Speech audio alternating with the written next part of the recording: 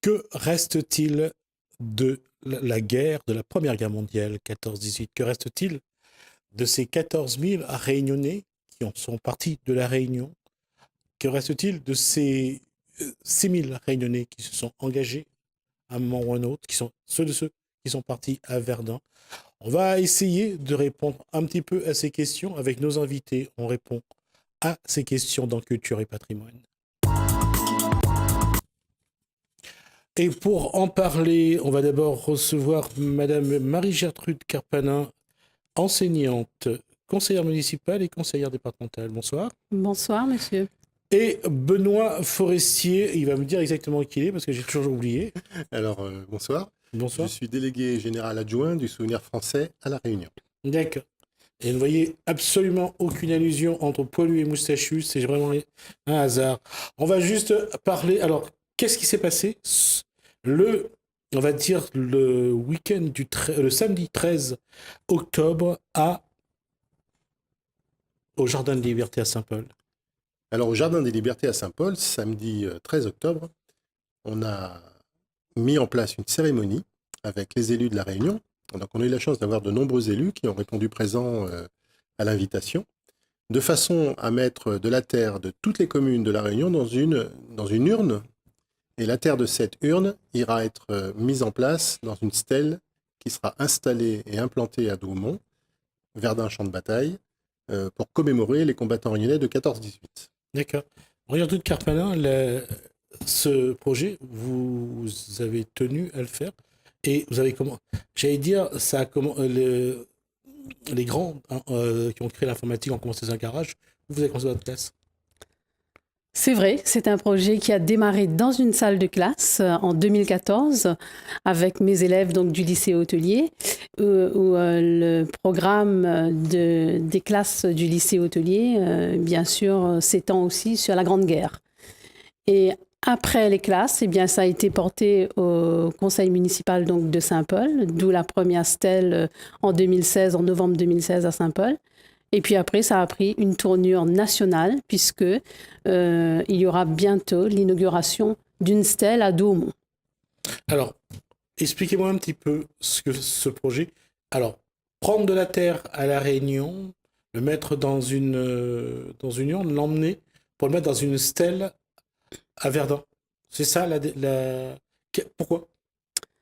Alors c'est vrai que c'est une symbolique, mais qui est très forte, puisque les Réunionnais donc, qui ont combattu pendant la Grande Guerre et qui ne sont jamais revenus, qui n'ont jamais revu leur terre natale, leur île natale, eh bien, la symbolique, c'est de ramener cette terre de la Réunion, d'où la cérémonie donc, du samedi 13 octobre, où nous avons récolté la terre des 24 communes de la Réunion pour déposer à Verdun dans cette stèle qui sera construite pour rendre un hommage national donc à ces Réunionnais. D'accord.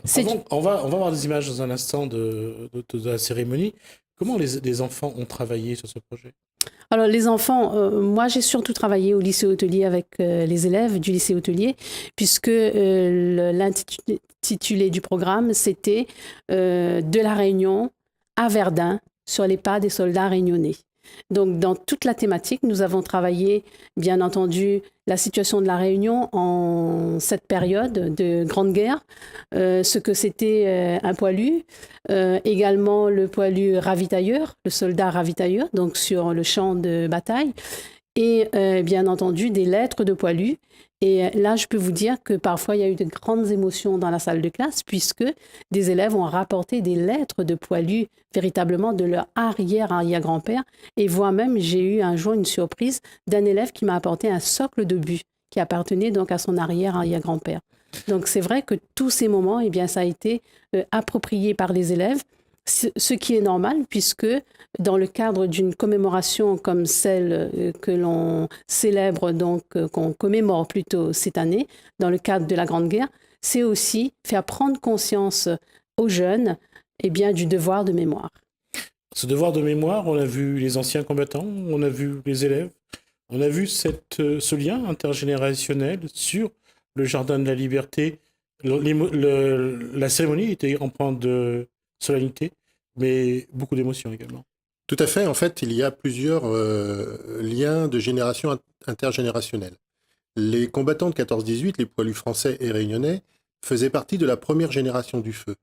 La deuxième génération du feu, c'est la Seconde Guerre mondiale. La troisième, c'était les guerres d'indépendance, c'est-à-dire la Corée, l'Indochine et l'Algérie. Et maintenant, nous sommes à la quatrième génération du feu, c'est-à-dire que ce sont les soldats français qui sont en mission extérieure, ce qu'on appelle en opération extérieure, les OPEX. Et il y a déjà ce lien entre les anciens et, je dirais, les anciens combattants nouveaux. Ensuite, notre devoir d'anciens combattants, et aussi dans le souvenir français, c'est sa mission, c'est de transmettre ce devoir intergénérationnel de façon à ce que les jeunes, pour qui c'est très loin ces combats, ça a 100 ans, donc pour eux ça leur parle même pas, c'est extrêmement loin, de façon à ce qu'ils comprennent les repères que leur ont donnés ces anciens et le monde qu'ils leur ont offert. C'est-à-dire que si aujourd'hui on vit dans une île qui est quand même en paix, avec des structures sociales établies, où on ne risque pas de mourir tous les jours à cause d'un conflit, c'est qu'il y a eu avant des combats. Alors, on va, tout au long de la partie, tout au long de cette émission, on va dérouler cette cérémonie. On va d'abord commencer à regarder un petit peu l'ambiance, quelle a été l'ambiance au départ, et on reviendra juste après sur les autres événements. Là, c'est l'ambiance. Là, en tout cas, on a vu que les gens sont arrivés avec une forme d'hostilité, et c'était un rendez-vous qu'ils avaient apparemment prévu, et ils voulaient vivre. Il y avait quand même des élus. On a eu le président de région, on a eu 2 sénatrices, Viviane Mallet et Nassima Dindar. Il y avait les élus de la possession, du port. Il y a le premier adjoint de la petite île, M. Faure, qui s'est déplacé. Ça montre que ce que vous avez fait avait quand même de la valeur?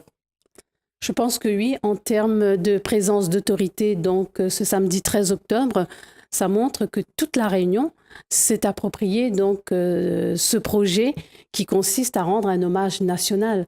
Et c'est vrai que là, toute la Réunion est concernée. On a voulu à ce que la Réunion soit présente de par ses autorités, de par tous les anciens combattants, les écoles également, et puis la population civile, bien entendu. Et justement, quand vous avez vu cette mise en place, vous avez vu les gens qui étaient présents, vous avez dit que finalement, vous êtes dans le vrai. Et c'était le moment de rendre hommage à ces personnes. Oui, c'est une grande satisfaction. Quand j'ai conçu ce projet, en fait, je voulais justement... Alors là, on voit les pots de terre, voilà, donc, qui les vont pots de terre être... de chaque commune, hein, donc ouais. c'est la terre de chaque commune. Donc, quand j'ai conçu ce projet, je voulais absolument que la population réunionnaise s'accapare le projet, hein, de façon à ce qu'elle adhère et qu'elle commémore ses ancêtres, même si dans les familles, on a un peu oublié si quelqu'un est parti ou pas. Il faut savoir qu'à l'époque, il y avait à peu près 160 000 Réunionnais, il y en a à peu près 15 000 qui sont partis, ça veut dire 10% de la population, ce qui est énorme, 10% masculine. Oui, il faut rappeler qu'à l'époque, il y avait la population réunionnaise, en 1914, la population réunionnaise comptait 175 000 habitants, donc c'est près de 10%, un peu moins de 10% qui ont accepté de partir à... Alors, ils n'ont pas eu trop le choix, parce que c'était la conscription, donc ils ont accepté de partir, mais ils sont partis. C'est-à-dire qu'il y a quand même 10% de main-d'œuvre humaine qui sont partis. C'était des hommes, donc tout ce qui était canne, agriculture, c'était essentiellement une île agricole à l'époque, il n'y avait pas beaucoup d'industrie. Enfin, il y avait l'industrie cannière, surtout, et ce sont des manœuvres qui sont partis, donc ça a été une pénurie quand même. Oui, et juste dire que, pour montrer que quand c'est la guerre, ça va très vite, la mobilisation générale a été signée le 2 août 1914 en métropole, et c'est le 4 août 1914 à La Réunion que la mobilisation générale a été lancée. Vu les moyens de communication de l'époque, c'est extraordinaire. Très rapide. C'était très rapide. Tout à fait. Effectivement. On arrive sur les images. Maintenant, on va regarder plus ou moins, et je vais aller assez vite, parce qu'on va vite défiler. Il nous reste déjà un peu plus de 31 minutes. Alors, on va d'abord regarder le discours d'Olivier Teinturier, sous-préfet de Saint-Paul. La terre de la Réunion va bientôt rejoindre la terre de Douaumont. Une terre de France va en rejoindre une autre. Car c'est au fond la même terre, la terre de France. L'acte symbolique qui nous rassemble ce matin instaure en effet une forme inédite de continuité territoriale, mêlant l'espace et le temps. Car l'union des terres souligne bien sûr l'unité historique fondée sur le vouloir vivre ensemble. L'histoire de France est l'histoire de la Réunion, comme l'histoire de la Réunion, elle est celle de la France. La terre des ancêtres réunionnais rejoint la terre des morts, celle de tous ces Français venus des 4 coins du territoire métropolitain, mais aussi de tous les points du globe, pour venir au secours de la patrie menacée. Le sacrifice des enfants de la Réunion revêt néanmoins une dimension particulière parce qu'elle a amené de jeunes gens à quitter leur case et leur île pour l'inconnu lointain, par-delà les mers et les océans. Ce sont quelques 15 000 Réunionnais qui ont ainsi été mobilisés. 6 000 ont participé au combat, que ce soit dans les Dardanelles, en Macédoine ou dans les tranchées de la Somme et de Verdun. Beaucoup y ont fait montre de bravoure, beaucoup y ont perdu la vie. Certes, la terre succède d'abord au sang et la stèle aux ossements. Mais au-delà de l'hommage rendu aux morts, c'est un message d'espoir qui est adressé aux générations futures. Car c'est bien aux vivants et à leurs descendants que votre message s'adresse pour les siècles et les siècles. Demain, grâce à la stèle commémorative des combattants réunionnais, les visiteurs de l'ossuaire, qui viennent de métropole ou d'outre-mer, n'oublieront pas que des Réunionnais sont tombés au champ d'honneur pour la France. Tous en éprouveront gratitude et reconnaissance. Les arrière, petits-enfants de poilus réunionnais ressentiront bien sûr une grande tristesse, mais aussi, sans doute, une pointe de fierté. Car ce qui nous unit tous, au-delà de nos ancêtres, ce sont nos valeurs communes. La terre, c'est celle des morts, mais aussi celle des racines et de cette sève républicaine qui nous tient debout. La terre réunionnaise et la stèle qui en constituera l'écrin nous rappelleront à nous-mêmes. Elles nous inviteront à nous garder d'imiter les somnambules de 1914 en nous tenant toujours éloignés des discours de haine et en cultivant, au contraire, la tolérance et l'humanisme. Alors ça, c'était le discours donc, du sous-préfet de Saint-Paul, empreint bien sûr d'émotion et d'humanité, parce qu'il termine avec le mot humanisme. On peut dire qu'il a quand même donné la dimension de l'événement. Tout à fait. Le sous-préfet est complètement dans le vrai dans les mots qu'il emploie, les mots forts qu'il emploie. Les Réunionnais ont contribué à part entière dans ce premier conflit et ils ont été des combattants français au même titre que tous les autres combattants français. C'est-à-dire qu'il n'y a pas eu de décalage. Ils ont servi leur pays alors qu'à La Réunion, à ce moment-là, n'était qu'une colonie encore. Ils n'avaient pas le statut tous de Français. La plupart de ces combattants étaient déjà des fils d'esclaves ou des petits-fils d'esclaves, des fils d'engagés ou des petits-fils d'engagés. Donc on peut dire que ils ont fait une intégration de la colonie Réunion vers la France métropolitaine dans le sacrifice, par le sang versé. Et c'est le sacrifice ultime, en fait, qu'on peut donner à un pays. D'accord. Marie-Gertrude Carpalin, les enfants, les jeunes, les siens, que ce soit les primaires, en tout cas, eux aussi, ils ont apporté à ce projet. Et on a vu, je vous ai vu avec vos élèves, il y avait cette émotion, il y avait également cette gravité, quelque part. Tout à fait.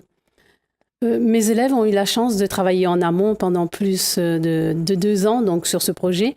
Et c'est vrai qu'ils avaient cette émotion et ils s'étaient préparés à la vivre dans le cadre de ce que nous avions assisté.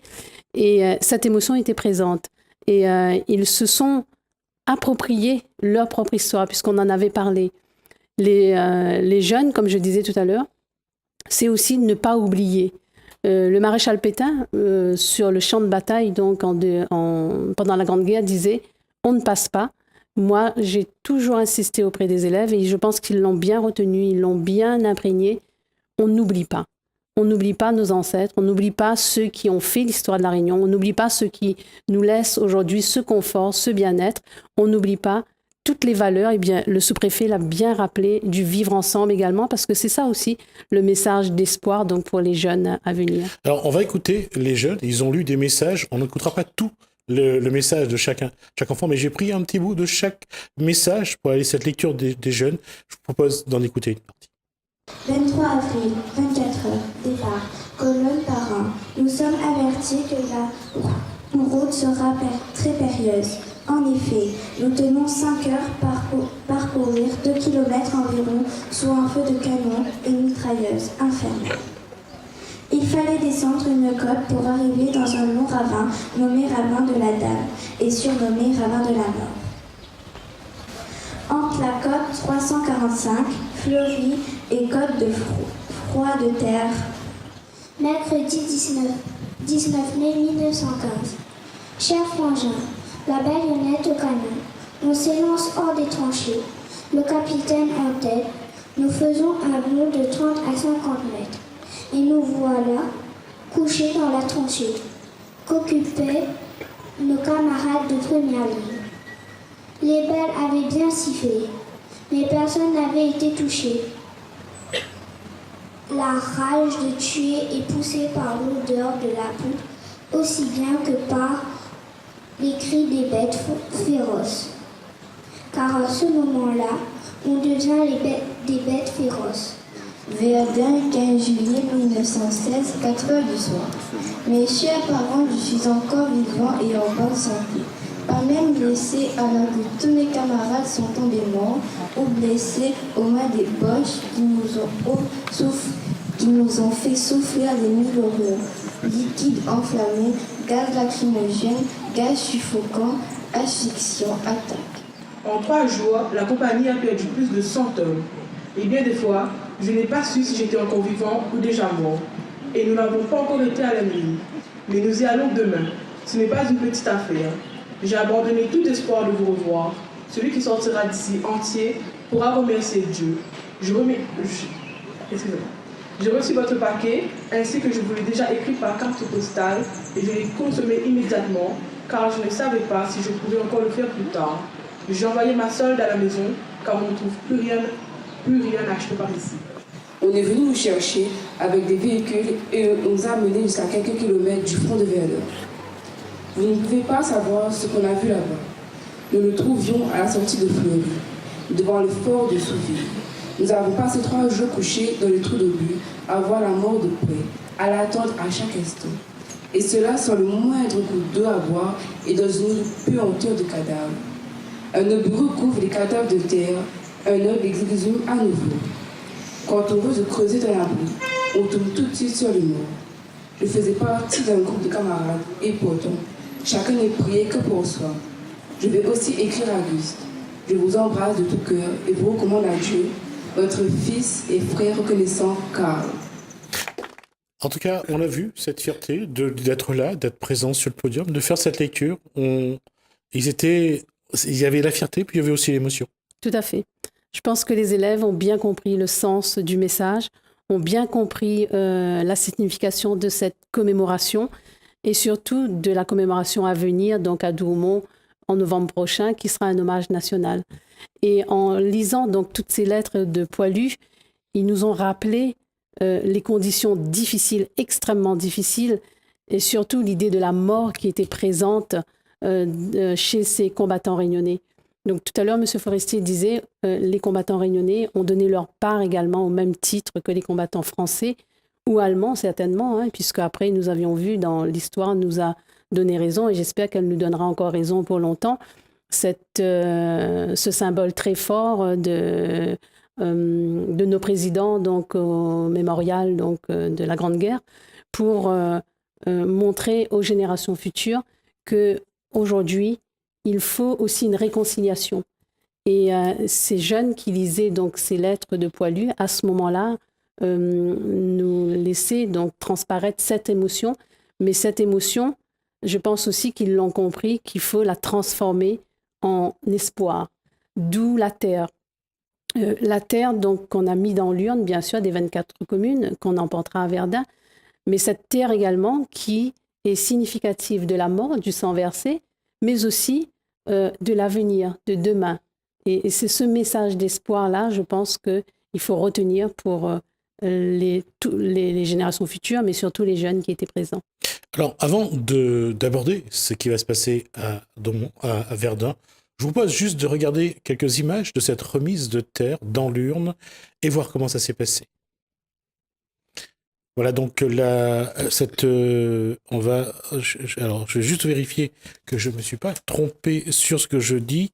Alors, remise de terre finalement, voilà, donc ça c'est les bocaux dans lesquels il y avait la terre de chaque commune. Là, vous voyez Brapanon, Sillaos, l'entre-deux.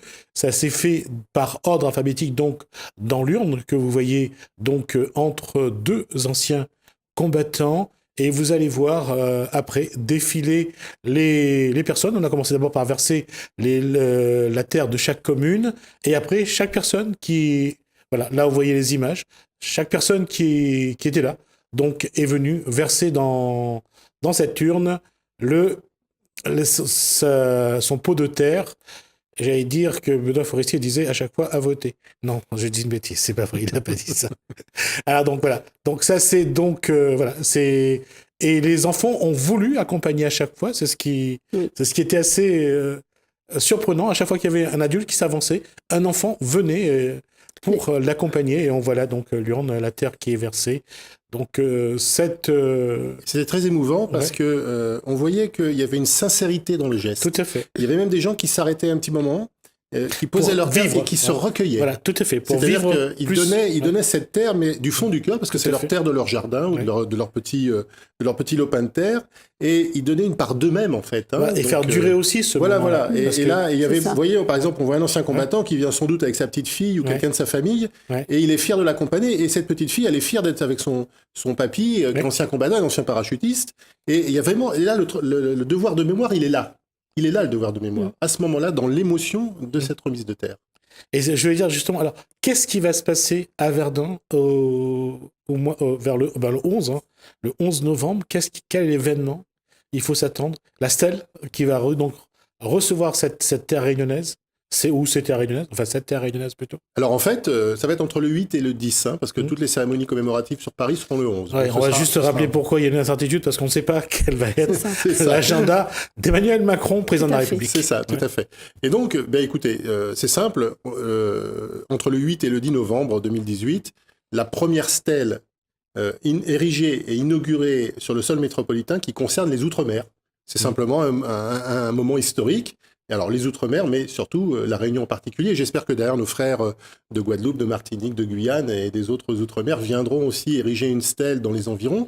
Donc on crée vraiment en ce moment même un moment historique qui va être à jamais sur le territoire de Verdun-Champ de Bataille, qui est, je dirais, le lieu emblématique de la Grande Guerre, même si toute la Grande Guerre ne s'est pas déroulée uniquement ici. Il y avait 700 km de front, mais Verdun, ça a été la bataille emblématique de cette Grande Guerre, ça a été la première bataille industrialisée. Tout à fait. On va surtout aussi rappeler que, comme on disait tout à l'heure, 14 000 Réunionnais qui vont aller à Madagascar. Alors combien vont partir? J'ai dit un chiffre, je pense 6 000 à peu près. 6 000 vont partir sur le front. Alors Dardanelles, c'est donc en Turquie. Beaucoup vont partir aussi à cet endroit-là? Non, pas tellement, en fait. Le corps expéditionnaire français, en fait, les Réunionnais n'ont pas constitué des régiments complets. Ils ont été dispatchés dans les différents régiments coloniaux. Donc, suivant le régiment, il y avait plus ou moins de Réunionnais. Donc, il y en a qui sont partis dans les Dardanelles, en Turquie. Il y en a d'autres qui sont partis à Caporetto, en Italie. Et puis, la grande partie des Réunionnais sont partis sur le front de l'Est, en France, sur ces 700 km de front dans les différents régiments. Mais il y en a beaucoup qui sont passés par Verdun, puisque 80% des divisions françaises sont passées par Verdun. Donc, on parle souvent de ceux qui sont restés sur le terrain, ceux qui sont morts sous le feu de l'adversaire, mais il y a aussi ceux qui sont revenus avec les maladies de cette guerre. Du combat. La grippe espagnole, entre autres. Alors la grippe espagnole qui est tout manière arrivée à La Réunion, qui a fait énormément de morts aussi. Il y a beaucoup de cimetières ici à La Réunion qui ont recueilli des gens qui ont été tués malheureusement par cette maladie à l'issue. Alors cette maladie est apparue bien sûr à cause des conditions de vie des poilus et dans les hôpitaux aussi. Donc il y a eu un manque d'hygiène total, ce qui a fait apparaître cette maladie. Mais il y a aussi beaucoup de poilus qui sont arrivés, je dirais, en apparence sains et saufs, mais qui avaient des stress post-traumatiques et qui toute leur vie ont subi ce qu'ils avaient subi sur le front, c'est-à-dire Ils l'ont revécu. Ils l'ont revécu et beaucoup de grands-pères faisaient des cauchemars ou avaient des problèmes d'asthme liés au gaz. Donc tout le monde dans cette guerre, malheureusement, personne n'a été vraiment indemne. En tout cas, tout ce qui concerne les maladies post-traumatiques au niveau psychologique, ça au moins ça n'a pas changé. Quelle que soit la guerre, ils n'ont pas arrêté malheureusement. Oui, malheureusement, ils n'ont pas arrêté de vivre ça. On va, avant de passer à l'hymne aux morts, une question là-dessus, Marie-Jacques Kerpanin. Vous serez à Verdun? J'y serai. Ouais. J'y serai à Verdun, donc avec des enfants et également M. Forestier. Oui. Et puis certainement, et on l'espère, puisqu'on a eu beaucoup de retours de personnes qui étaient en vacances à La Réunion et qui habitent les environs de Verdun et qui nous ont dit donc qu'ils feraient passer le message aux associations réunionnaises donc de Verdun. Alors j'espère que beaucoup de Réunionnais de métropole y sera, mais aussi des Réunionnais d'ici. Et là, je profite justement pour lancer donc un appel à tous ceux qui peuvent, dans les collectivités, dans la population civile, les écoles, eh bien, de nous accompagner à Verdun donc, pour cette inauguration historique, exceptionnelle, bien entendu, de l'hommage national au poilu réunionnais. On va d'abord écouter l'hymne mort et on revient.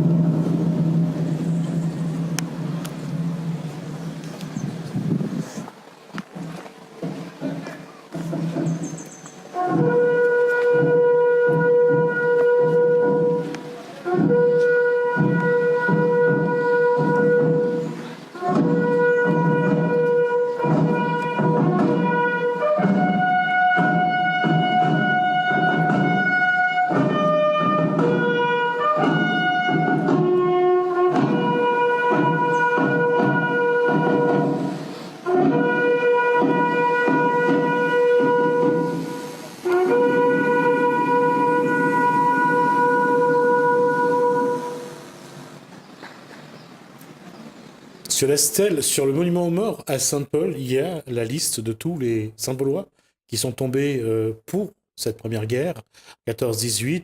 Il y a ce que j'ai aimé de lire, c'est qu'on les a mis par quartier, La Saline, Bois-de-Neuf. C'est quelque chose que les gens ne voient pas souvent. Mais sur les monuments aux morts dans chaque commune, il y a les listes de ces personnes qui sont tombées. Et 1350 personnes mortes dans cette... 1350 Réunionnais morts dans cette bataille, ça reste quand même... Pas seulement dans la bataille, sur l'ensemble du conflit. D'accord. Ah oui, c'est le conflit. C'est le conflit. Tout à fait. Mais c'est quand même un chiffre important, c'est 10% des 10%. Voilà, c'est exactement ça, c'est 10% des 10%, sachant que cette guerre, en fait, au niveau stratégie, on était sur des guerres napoléoniennes, c'est-à-dire des assauts napoléoniens, mais avec une industrialisation des canons, des armes, qui étaient des armes modernes. C'est pour ça qu'elle a été... ça a vraiment été une guerre anthropophage, c'est-à-dire qui a tué beaucoup d'hommes, parce que les stratégies n'étaient pas adaptées. Vers la fin de la guerre, la consommation en hommes, je dirais, a été moindre, mais il a fallu quand même 3 ans pour s'adapter, et c'est pour ça qu'en 1917, dans les rangs français comme allemands, comme britanniques, il y a eu aussi quand même des mutineries, parce que les soldats ne voulaient plus être sacrifiés pour rien, puisque les assauts... Chair à canon. Voilà, tout à fait. Juste pour rappeler aussi qu'à l'issue de cette Première Guerre mondiale, la France récupère l'Alsace et la Lorraine. C'est une page dont on ne parle pas souvent. Et c'est vrai qu'il faut se remémorer que parfois, il ne faut pas grand-chose pour redéfinir une carte géographique. Alors, la Première Guerre mondiale n'est pas grand-chose, parce que 10 millions de morts sur 4 ans, c'est énorme. Oui, il aurait peut-être fallu acquérir ces territoires perdus en 1870, peut-être de façon plus pacifique. Tout à fait. Mais à l'époque, ce n'était pas dans la mentalité. Il fallait avoir un affrontement de phase direct. C'était les mentalités de l'époque. Aujourd'hui, on n'est plus sur ces conflits mondiaux. Et heureusement, parce que je pense qu'à ce moment-là, il y aurait vraiment une destruction totale de l'humanité. Mais voilà, on sait maintenant, grâce à ces combattants, que le dialogue doit privilégier quand même le conflit. Je trouve que l'être humain fait beaucoup mieux, parce que s'il y a eu 10 millions en 14-18, il y en aura 50 en 45, en 39-45. Donc la modernité a du bon. On multiplie par 5 les morts qu'on a réalisés lors de la Première Guerre. On va rappeler aussi qu'un des moments forts de cette cérémonie, c'est la Marseillaise. L'occasion surtout de rendre hommage aux anciens combattants présents. On en parle juste après avoir écouté la Marseillaise.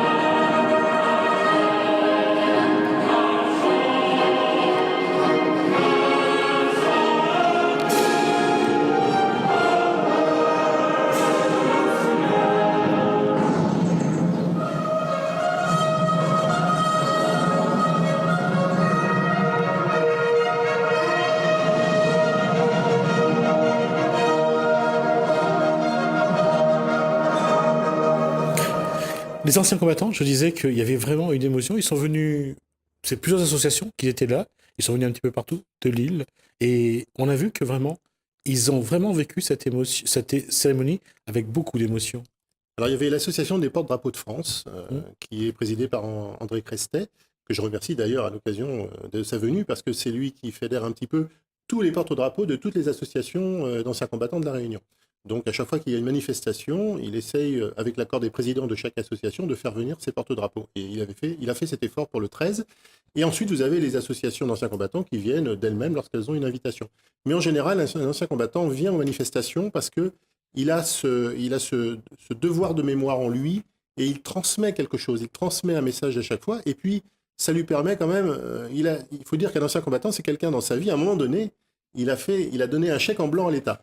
Il a donné un chèque en blanc à la France, et parfois ce chèque en blanc s'est transformé en chèque en rouge, c'est-à-dire soit par une blessure, soit par la mort. Et donc, il y a toujours cette fibre qui est là, parce qu'ils ont servi leur pays. Alors, ils ne le servent pas forcément dans une administration, ils ne l'ont pas servi forcément, mais ils l'ont servi au combat. Et ce combat-là est souvent le plus dur à mener, parce qu'il faut du courage. Voilà. Marie-Gertrude Carpana, vous avez eu l'occasion d'échanger un petit peu avec les anciens combattants? Oui. En tant que déléguée aux anciens combattants et aux affaires militaires à Saint-Paul, déjà, donc j'apprends beaucoup depuis quelques années auprès de ces anciens combattants qui se mobilisent et qui ont le sens du devoir. Et je profite d'ailleurs de cet espace médiatique qui m'est donné pour remercier donc tous les anciens combattants, toutes les associations des anciens combattants de La Réunion qui répondent présents, et notamment à Saint-Paul, à chaque fois qu'on les invite à toutes les commémorations. Et je voudrais adresser des remerciements particuliers à M. Thierry Pincemaille, qui est directeur de l'ONAC-VG, donc de La Réunion. On va juste préciser ce que c'est. L'ONAC-VG, donc c'est... l'Office national des anciens combattants et victimes de guerre. Voilà. Et monsieur donc Thierry Pincemaille a fait un travail magnifique sur la remise des noms sur les monuments aux morts, et notamment il les a inscrits dans un document qui s'intitule Les Cahiers Australes, et c'est grâce à lui que toutes les communes aujourd'hui ont pu inscrire ou vont l'inscrire dans le cadre de ce centenaire de la Grande Guerre, les noms des anciens combattants réunionnais, donc de toute la Réunion. Voilà, donc je voulais lui dire merci, parce que ça a été aussi un des premiers à croire donc en ce projet d'inauguration d'une stèle sur le sol métropolitain. Donc il l'a porté, il a été toujours à nos côtés, et il l'a... voilà, et comme on dit, il faut rendre à César ce qui appartient à César. Puisqu'on est dans la restitution, on va quand même vous rendre hommage à votre maire, puisque oui, la mairie de Saint-Paul a bien travaillé sur ce projet-là, a bien soutenu le projet. Alors, je crois qu'on ne l'a pas assez dit, on le répète, que Joseph Sinimalé, donc maire de Saint-Paul, a cru tout de suite. Monsieur Forestier l'a bien rappelé dans son discours donc, du 13 octobre à Saint-Paul, au Jardin de la Liberté, lors de la remise des terres, monsieur Joseph Sinimalé avait un sens aigu donc, du devoir de mémoire. Et pour cela, eh bien, on le remercie parce que la mairie de Saint-Paul a été le seul partenaire dans le financement de cette construction de stèle qui aura lieu donc à Verdun. Alors, je vous propose d'écouter Joseph Sinimalé avant et après la cérémonie. Celle-ci doit renforcer ce lien historique et immuable qui unit La Réunion et Verdun. Cette cérémonie est une cérémonie historique et universelle. Et c'est un moment d'émotion pour le conseil municipal et le maire.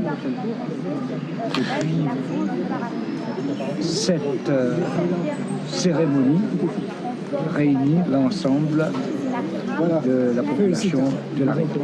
Comment le Réunionnais doit vivre ça? Le Réunionnais doit vivre son identité, sa culture, et aussi avec ses ancêtres. Et nos ancêtres sont des patrimoines qu'on ne doit pas oublier. Et c'est à travers eux qu'on vit aujourd'hui. Première guerre mondiale. Cette terre symbolise donc la mémoire.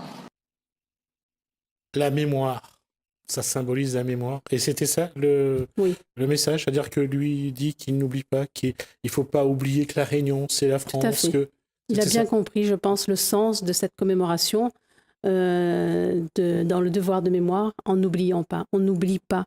C'est vrai que tous ces Réunionnais qui sont partis ne se sont pas posé des questions lorsque la mobilisation générale a été présente. Ils se sont mobilisés.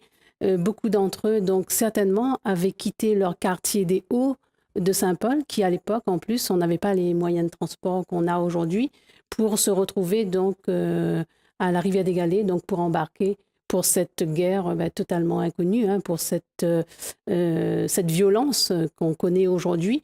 Ils ne se sont pas posés de questions, ils sont partis.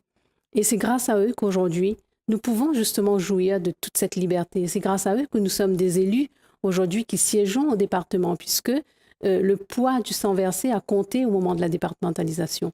Donc Joseph Sinimalé, en effet, a, je dirais, ce sens de mémoire en s'appropriant ce projet, en l'accompagnant et en disant on n'oublie pas.